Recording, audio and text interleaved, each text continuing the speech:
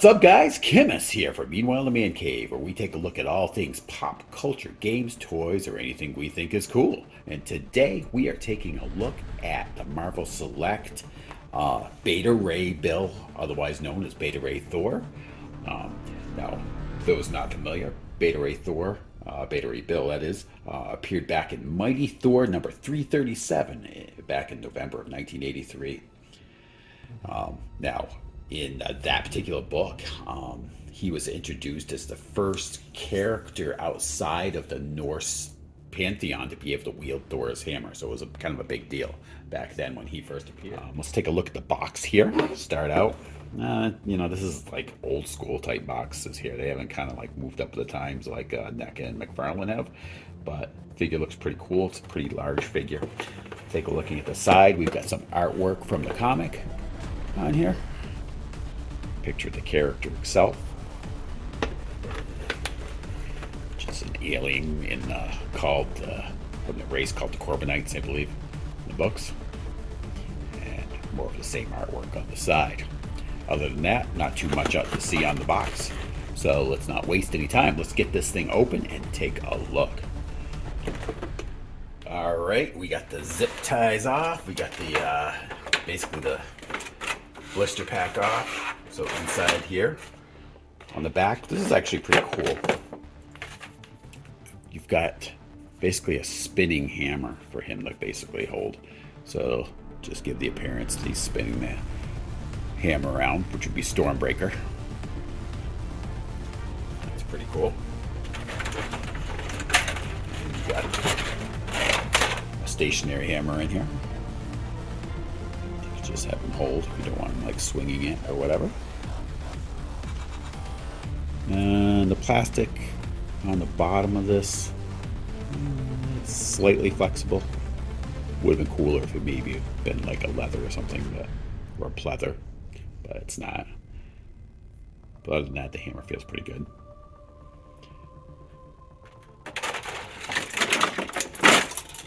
There we go.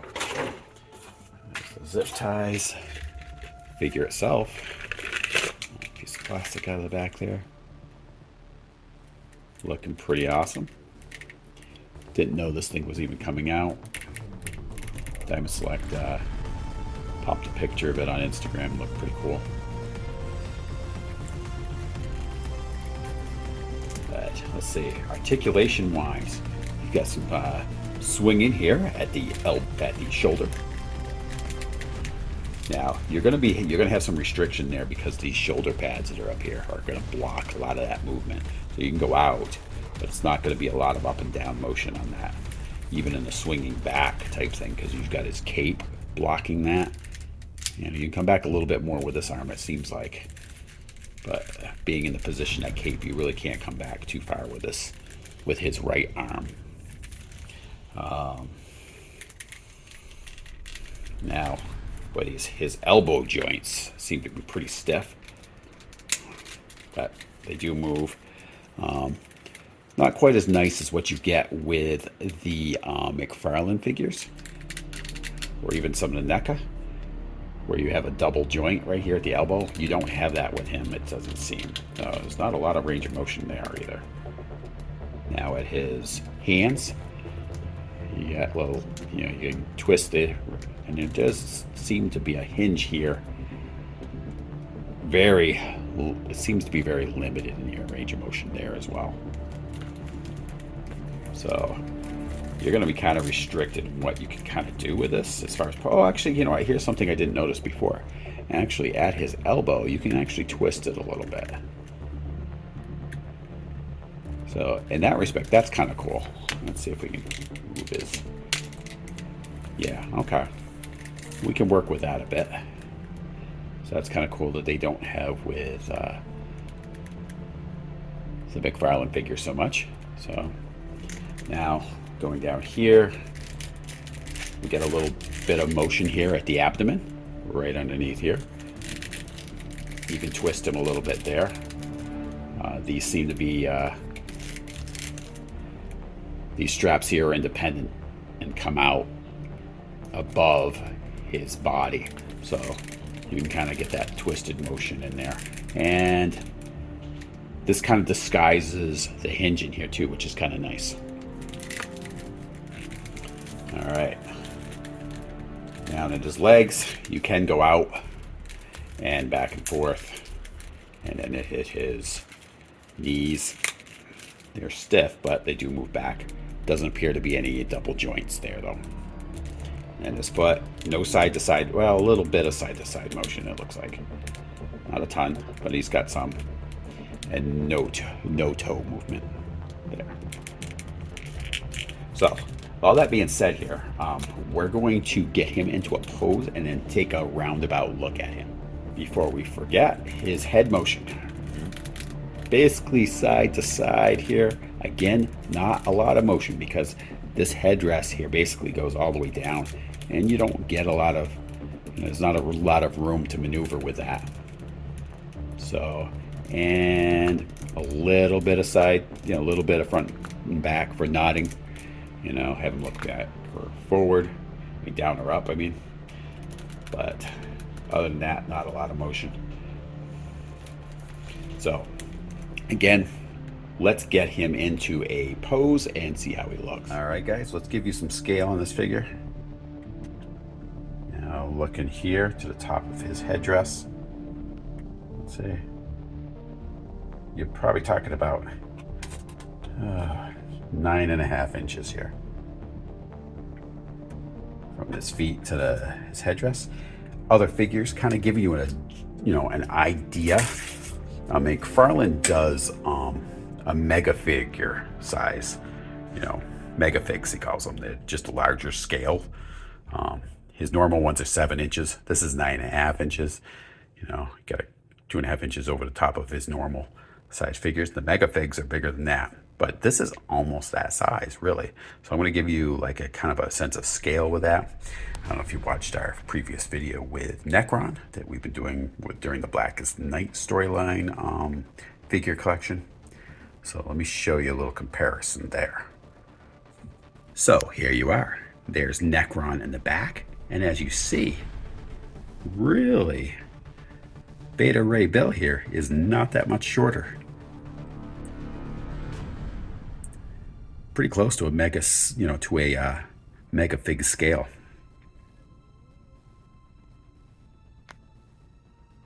So you're getting a pretty jumbo size when you get this figure. Looks pretty cool in this type of emotion. I kind of dig this. This is pretty cool. I was a little worried when I was looking at his articulation. His articulation didn't seem like it would be, enough to get him in a really cool pose, but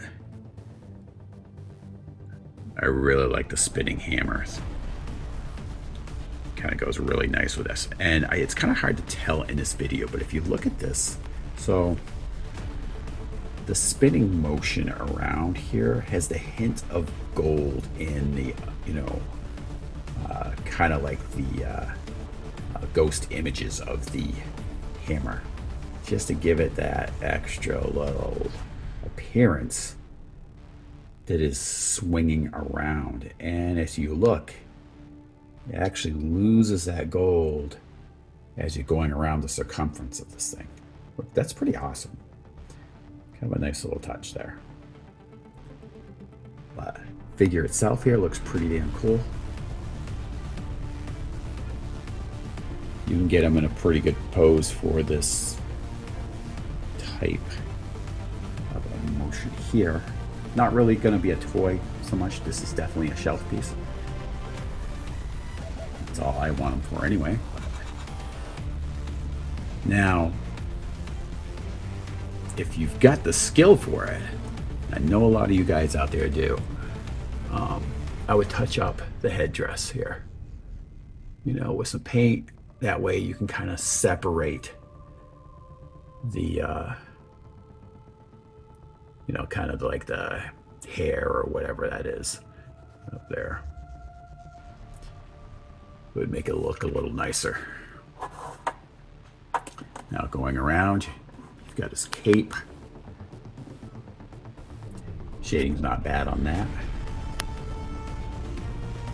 Now, On the McFarlane figure, the cape's more almost like a kind of a flexible rubber, which feels a little nicer than what this is.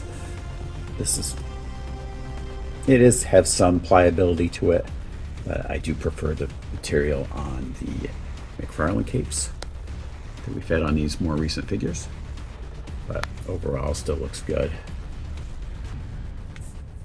And let's spin this out around here. This is the other angle of the hammer from the back. I guess you would see that motion if you had it kind of like holding it. He was holding it out in front of him.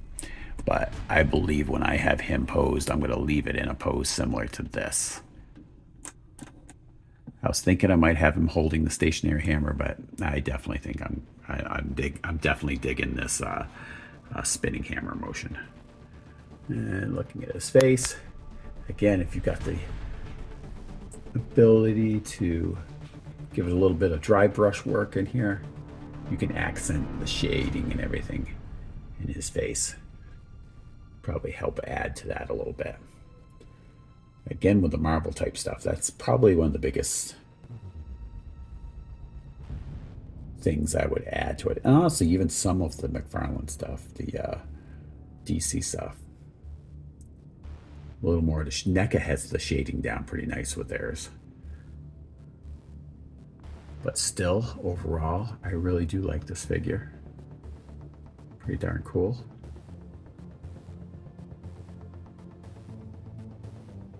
I'd like it if Diamond Select changed the type of boxes they used to something more along what NECA does with these and everything, with kind of like the gatefold and everything where you open them up. It's a little nicer for the packaging instead of having the type of package where you have to basically destroy the box opening it up. But overall, pretty darn cool figure. Definitely recommend it. And a figure that probably doesn't really, get a lot of play, which makes it even cooler. There's a billion Batman figures out there, a billion Spawns, a billion Spider-Mans, but, not a ton of the Beta Ray Bills. So, anyway, I want to thank you guys all for tuning in. And come back for the next episode of Meanwhile in the Man Cave. I'll talk to you guys later.